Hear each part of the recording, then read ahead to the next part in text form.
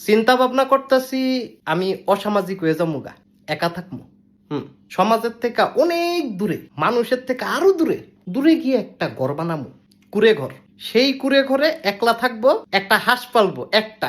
সেই হাঁসে একটা ডিম দিব, একটা ডিমই আমি খাবো, একলাই থাকবো। সমাজের মধ্যে আর আমি নাই, কারণ মানুষ যেই পরিমাণ অভিনয় করে, এই অভিনয় আর আমি নিতে পারতাছি না। বাইরে দিয়া ফুলের ফাপটি, ভিতরে দিয়া 12টা বজ্জাত। আর কাছের মানুষ তো কতই নাই, সবডি বাউরাল। এর লেগে চিন্তা ভাবনা করছি এই বাউরাল আর বজ্জাতের থেকে বহুত দূরে থাকবো। আসলে মানুষ মূলত বজ্জাত, আমিও বজ্জাত।